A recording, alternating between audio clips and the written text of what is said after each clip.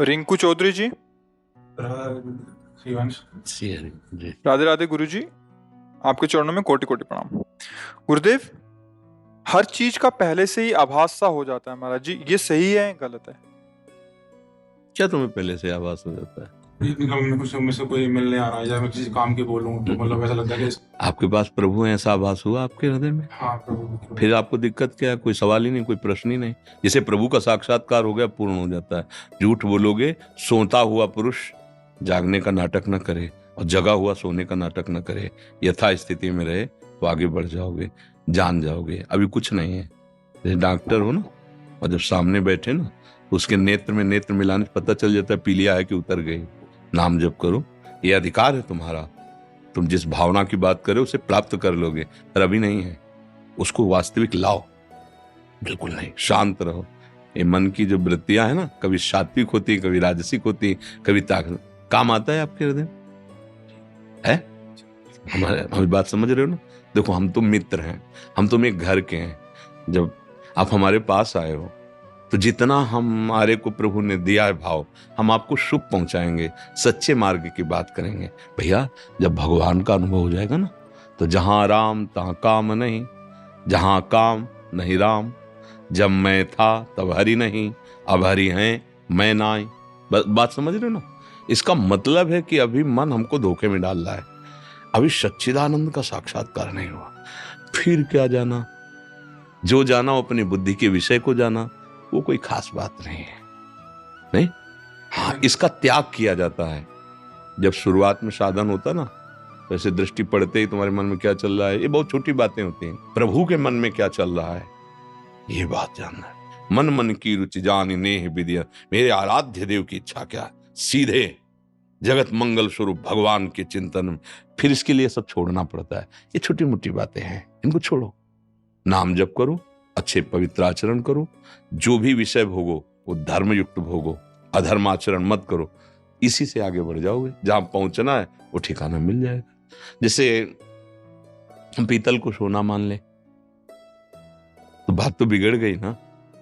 जब हम जौहरी के पास जाएंगे तो हम तो सोने की कीमत मांगेंगे, लेकिन वो कहेगा कि 2 कौड़ी का पीतल लेके आओ, बात सोने की कर रहे हो। ऐसे सूर्य का मतलब है अंधकार नहीं हो सकता। जितने दोष हैं सब अंधकार है, अज्ञान में है। इसका मतलब है कि अभी जो हमें वास्तविक बोध होना चाहिए वो नहीं है।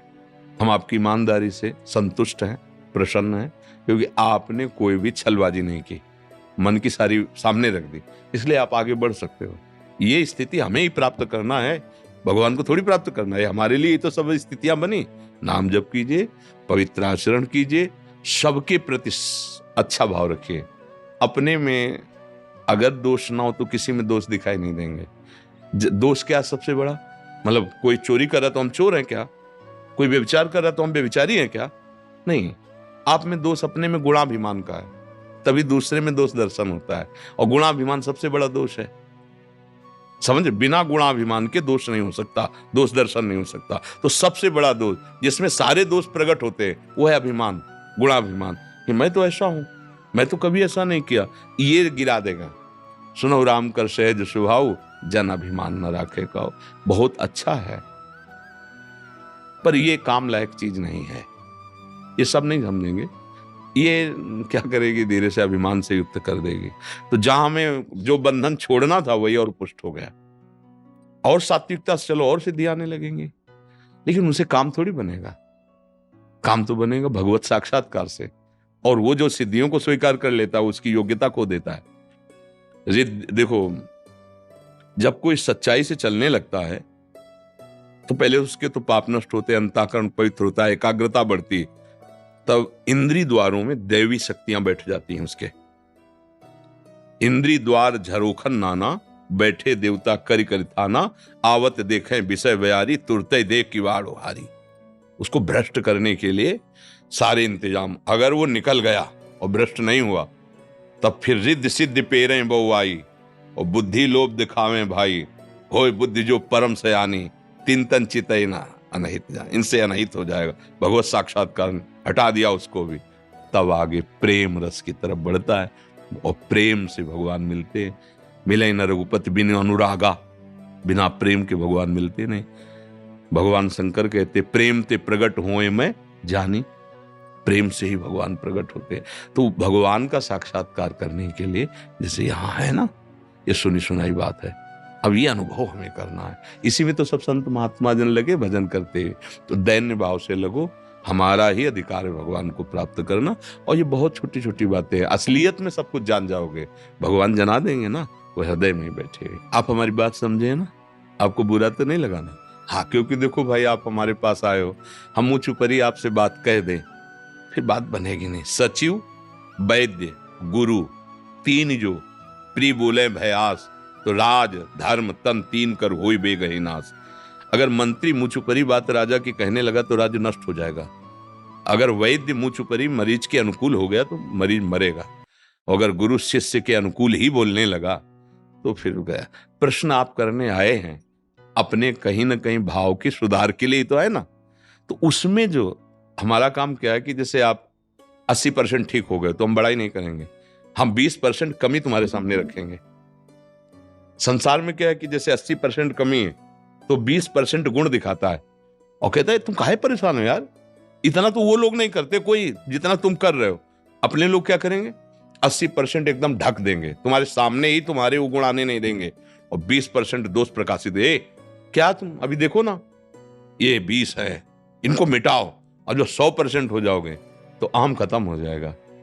फिर जो वस्तु आएगी उसमें अहंकार होता नहीं, और जब तक वस्तु नहीं आती तब तक अहंकार रहता है। अहंकार रहता है तब तक सारे दोष आ सकते हैं ना होने पर भी, क्योंकि वो दोषों का रास्ता है। इसलिए जो भगवत मार्ग के पथिक होते सूक्ष्म दृष्टि अहंकार पर रखते हैं और काटते रहते हैं। क्या इतने में क्या, अरे भाई 10 घंटे भजन कर लिए तो क्या, अभी तो 14 घंटे और हैं, 24 घंटे भजन। 24 घंटे भजन करने लगोगे तब प्रश्न ही नहीं रह जाएगा, कोई अहम ही नहीं रह जाएगा। पर जो अपने बच्चे को, अपने शिष्य को या अपनी आत्मस्वरूप मित्र को जब महान बनाना है तो उसके गुणों को सामने नहीं रखना, उसके दोषों को रखना है। वो कमजोरी जो उसमें, वो अगर सामने आ गई और वो छोड़ दिया तो वास्तविक वो बलवान बन जाएगा। वो मित्र नहीं, वो शत्रु होते हैं जो हमारी मुंह पर बड़ाई करके हमको सतमार्ग से गिराते हैं।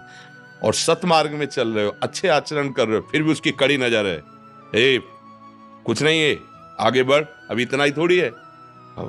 आपको फूलने का अवसर ही नहीं मिला गर्व का, इतनी डांट लग गई कि भूल गए वो गर्व वाली बात, और सामने दोष दिखाई देने लगा और लगा कि बिल्कुल बात तो सही है, मैं इसको मिटाऊं तभी तो आगे बढ़ पाऊंगा। अब कैसे मिटाऊं, फिर हाथ जुड़ गए कि आप कृपा करो हमारा ये दोष मिट जाए। जैसे आपसे पूछा ना, हाँ, अगर आप कह देते नहीं तो हम मौन हो जाते, फिर उत्तर नहीं देते, क्योंकि समझ जाते कि आप तर्क करने आए हो, आप सुधरने नहीं आए हो। तो तर्क हमारा विषय ले, फिर हम ऐसे हो जाते हैं, अच्छा ऐसे कह देते हैं। क्योंकि आप अगर सुधरने की बात की तो आपने कहा हाँ ये दोष है, बस हमारी बात बन गई, अब इसको मिटाओ, क्योंकि यही भगवान की प्राप्ति में सबसे बड़ा बाधक। इसी से क्रोध और लोभ आदि का प्रादुर्भाव होता है। कामा संजायते क्रोधा, काम की पूर्ति में लोभ मोह मद मत्सराद। बहुत अच्छे हो, आनंद पूर्वक आगे बढ़ो, क्योंकि ये कोई स्थिति नहीं है। अभी आगे जो परमानंद की स्थिति है वो बहुत दूर है। षड विकार जित अनघा कामा, ये आगे बढ़ो, चलो।